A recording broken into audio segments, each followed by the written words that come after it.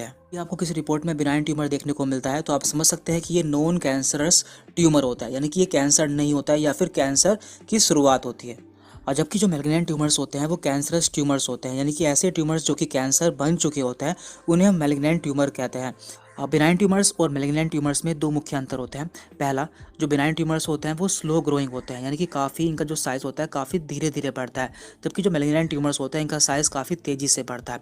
दूसरा अंतर यह है कि जो बिनाइन ट्यूमर्स होते हैं जिस जगह पर होते हैं उसी जगह पर बने रहते हैं, यानी कि उस जगह से दूसरी जगह पर नहीं फैलते, और जबकि जो मैलिग्नेंट ट्यूमर्स होते हैं वो एक जगह से दूसरी जगह पर फैल सकते हैं, और इस फैलने को हम मेटास्टेसिस कहते हैं। अब हम जान लेते हैं कि आपको ऐसे कौन कौन से वर्ड हैं जो कि मेडिकल रिपोर्ट में देखने को मिल सकते हैं और उनके क्या क्या मतलब होते हैं। तो हमारा पहला वर्ड है यहाँ पर ट्यूमर। तो ट्यूमर आप जानते हैं इसका मतलब होता है एबनॉर्मल ग्रोथ ऑफ टिश्यू।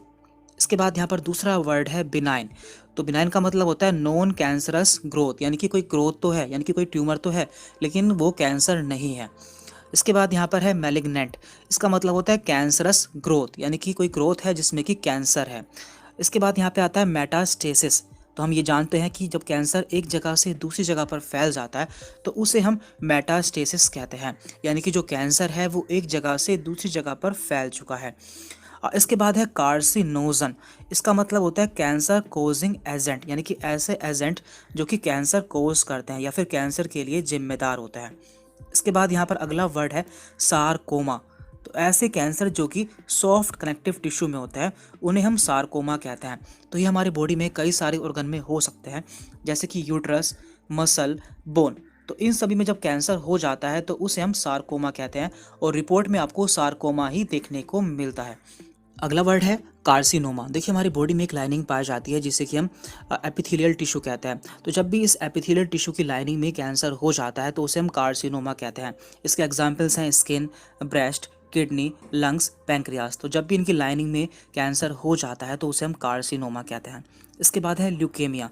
तो ल्यूकेमिया का मतलब होता है कैंसर ऑफ ब्लड। तो जब भी हमारे या किसी के ब्लड में कैंसर हो जाता है तो उसे हम ब्लड कैंसर या फिर ल्यूकेमिया कहते हैं, और आपको रिपोर्ट में ल्यूकेमिया वर्ड ही देखने को मिलेगा।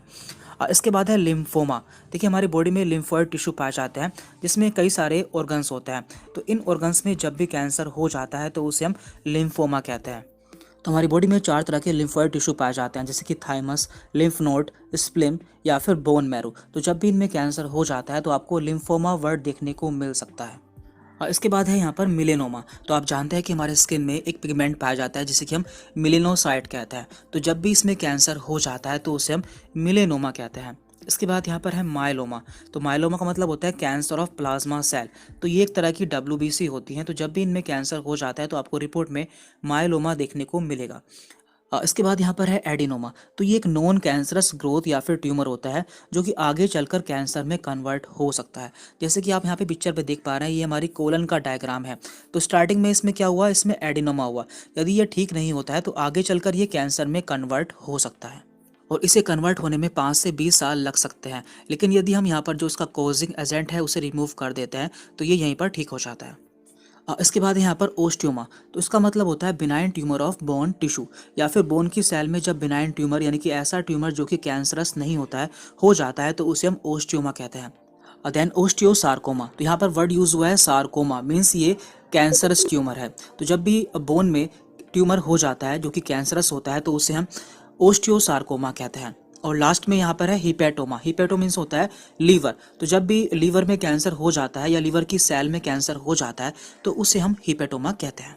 अब हम कुछ रिपोर्ट्स भी देख लेते हैं। तो ये पहली रिपोर्ट है, इसमें क्या दिया हुआ है, यहाँ पे दिया हुआ है एक्यूट लिम्फोब्लास्टिक ल्यूकेमिया। तो ल्यूकेमिया का मतलब आप जानते हैं, इसका मतलब होता है ब्लड कैंसर। तो जब भी ब्लड की सेल्स में कैंसर हो जाता है तो उसे हम ल्यूकेमिया कहते हैं। और ये अगली रिपोर्ट है, इसमें दिया हुआ है निगेटिव फॉर मैलिग्नेंसी।